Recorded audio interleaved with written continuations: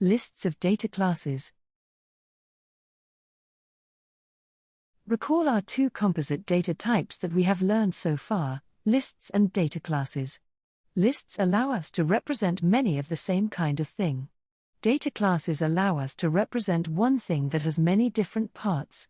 We can access elements of a list in order sequentially or a specific one by position. We can access fields of a data class by the name of the field. They are both data structures that are composed of simpler primitive types and, as we will soon see, they are even compatible with each other. In order to represent more complicated reality, we have to start nesting data structures inside of other data structures. A list of data classes is one of the most important ways to nest data structures because it can represent a large number of things. A comparable idea is a table of data, where each column is of the same type and each row represents a single instance. An individual row corresponds to a data class, whereas all the rows together represent the overall list. In the example shown here, we see a table on the left representing 4 pets, and code on the right also representing the same pets. Creating lists is done with the square brackets. Creating data classes is done by calling the constructor function. Creating a list of data classes works the same way, with the constructor calls being placed inside of the square brackets, separated by commas. The amount of whitespace inside of the square brackets and between the commas does not matter. Sometimes longer lists are placed on multiple lines to make it easier to read them, although that is not required. Accessing nested data can be quite confusing, but the same consistent rules apply that we have learned throughout. If you have a list of things, you can access specific elements using indexing. When you index a list of data classes, that means you get one data class out, and you can then access attributes of that element. In the code shown here, the first print indexes the first element of the list and looks at the entire instance. The second print indexes for the second instance, and then accesses its radius field. Since we have a list of data classes, we can also iterate through the list.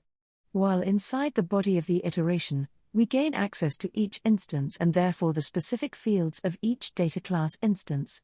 A question to ask yourself is, what type of value is stored in the iteration variable? Many folks will incorrectly answer a string or an integer, because they are comfortable with those primitive types. However, the answer is the same as it was back when we were dealing with lists. The iteration variable's type is the element type of the list. If you have a list of data classes, then the iteration variable's type will be the type of the data class. In the example shown here, the zoo variable holds a list of animal data classes. When we iterate through the zoo with a for loop, we create a new variable named an underscore animal. That iteration variable an underscore animal will be of type animal. Not a string representing the animal's name, or its weight, but the entire animal is stored in that variable. The code shown here demonstrates how we can still apply the loop patterns we have seen so far.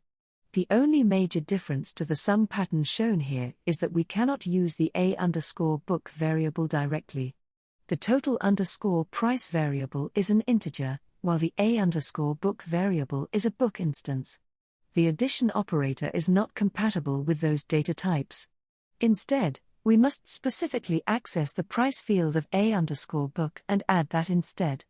By correctly accessing the right field, we can unpack the complex data structure and use its juicy goodness. Putting the for loop and attribute lookups inside of a function does not fundamentally change how everything works, either.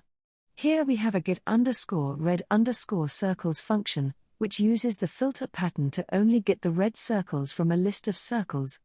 Note the parameter type and return type, which is a list of circles. Although there is a lot going on in this code, you have seen each concept before in some form. The only thing complicating matters is that we are putting them all together in one place.